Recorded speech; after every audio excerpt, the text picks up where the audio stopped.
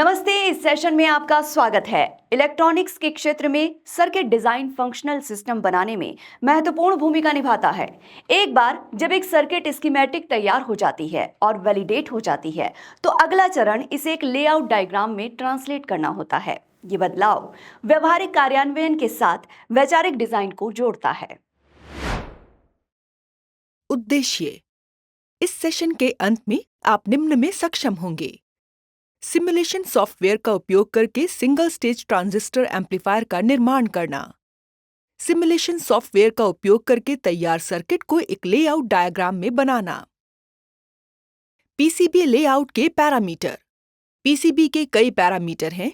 वे हैं mills, traces, trace width, annular ring, minimum ring width, minimum clearance, routing layers, routing topology. Mills PCB fabrication process के लिए आपके द्वारा अपने PCB के लिए डिजाइन की गई प्रत्येक सुविधा या विवरण का आकार कम से कम 6 मील्स या 0.006 इंच होना चाहिए ताकि इसे विश्वसनीय रूप से तैयार किया जा सके। निर्दिष्ट मिल से नीचे के आकार को कम करने का प्रयास करने से अंतिम पीसीबी में गलतियां या विसंगतियां हो सकती हैं। ट्रेसेस।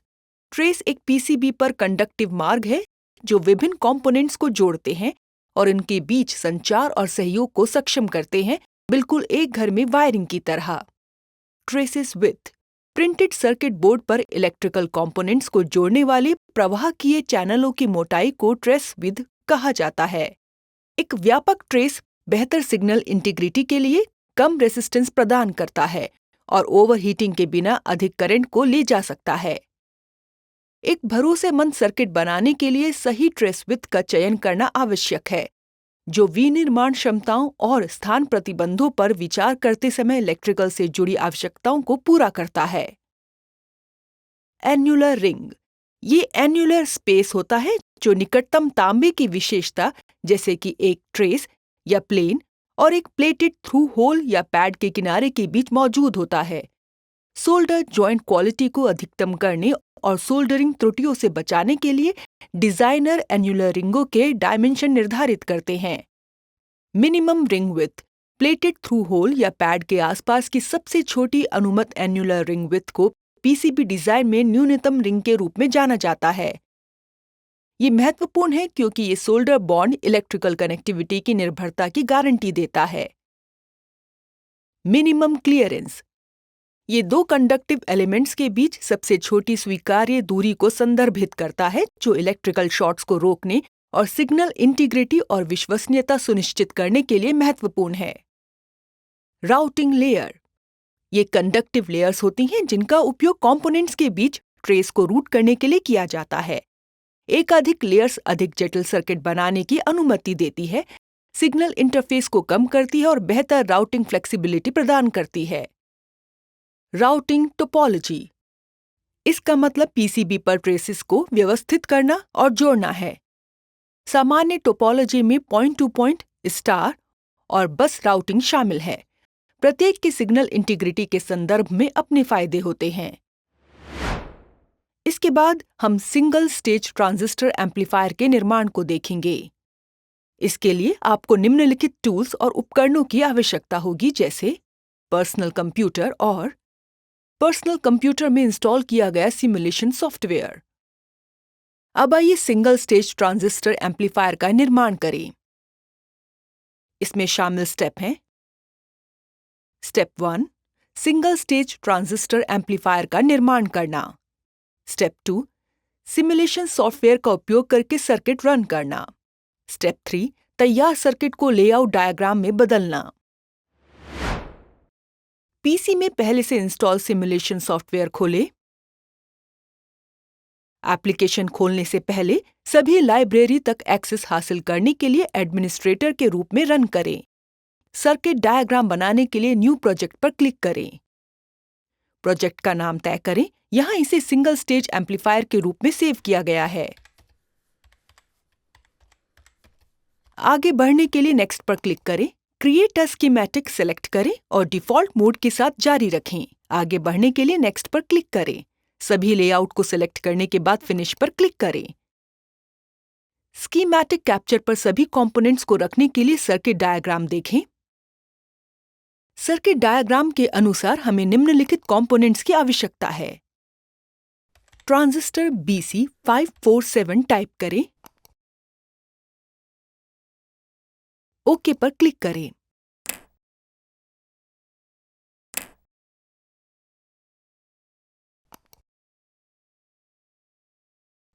कैपेसिटर टाइप करें और इलेक्ट्रोलाइटिक कैपेसिटर चुनें और ओके पर क्लिक करें।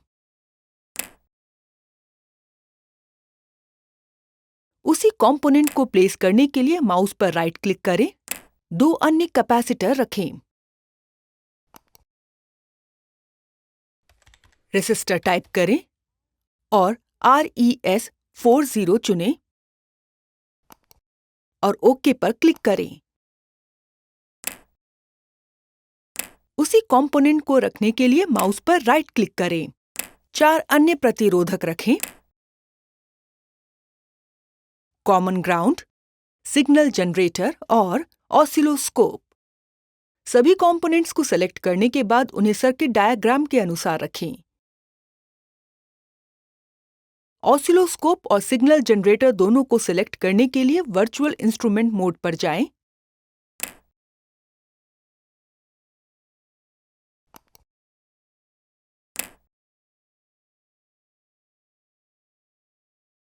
अब कॉमन ग्राउंड चुनने के लिए टर्मिनल्स मोड पर क्लिक करें।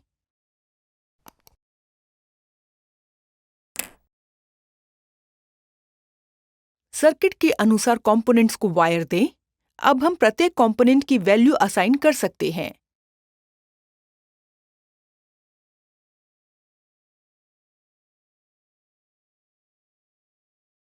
अब रेजिस्टर और कैपेसिटर को तदनुसार वैल्यू असाइन करें।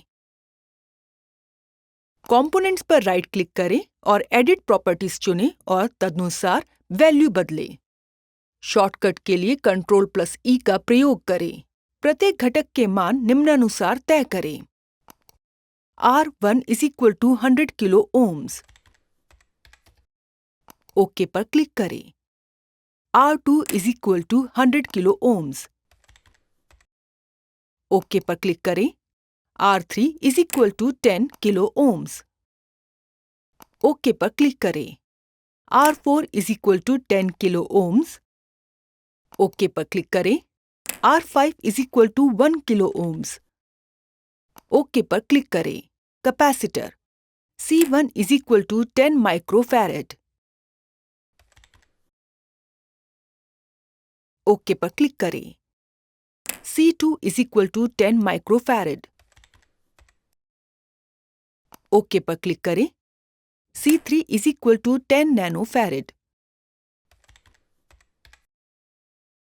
ओके पर क्लिक करें। रेजिस्टर को DC वोल्टेज देने के लिए जनरेटर मोड पर जाएं।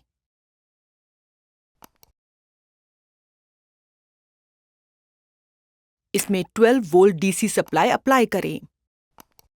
अब सर्किट लेआउट डायग्राम में परिवर्तित करने के लिए तैयार है। ओके पर क्लिक करें। तैयार सर्किट को लेआउट डायग्राम में परिवर्तित करना। अब सर्किट की कन्वर्जन के लिए PCB लेआउट पर जाएं। राइट क्लिक करें और PCB लेआउट नाम से एक नया टैब खुलेगा। 2D ग्राफिक्स बॉक्स मोड बनाने के लिए बोर्ड एज पर क्लिक करें।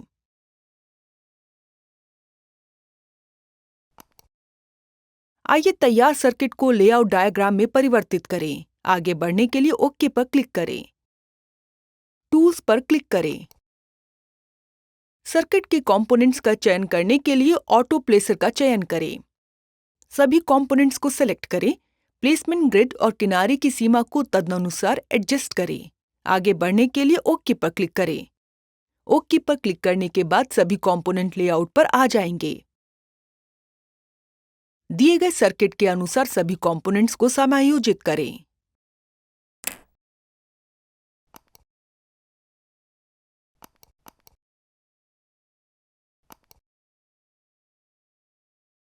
सभी कंपोनेंट्स को व्यवस्थित करने के बाद डिजाइन रूल मैनेजर पर क्लिक करें और नेट क्लासेस पर जाएं। थ्रू होल के रूप में वाया टाइप का चयन करें और ओके पर क्लिक करें। ऊपर दाईं ओर नेविगेट करें और ऑटो राउटर चुनें। बिगिन राउटिंग पर क्लिक करें। आगे बढ़ने के लिए ओके पर क्लिक करें। अब हम निर्मित सर्किट का लेआउट डायग्राम देख सकते हैं। इस प्रकार हम सेशन के अंत में आ गए हैं। इस सेशन में हमने सीखा सिमुलेशन सॉफ्टवेयर का उपयोग करके सिंगल स्टेज ट्रांजिस्टर एम्पलीफायर का निर्माण करना, सिमुलेशन सॉफ्टवेयर का उपयोग करके एक तैयार सर्किट को एक लेआउट डायग्राम में बनाना। वीडियो देखने के लिए धन्यवाद। अब हम आपसे अगले सेशन में मिलेंगे।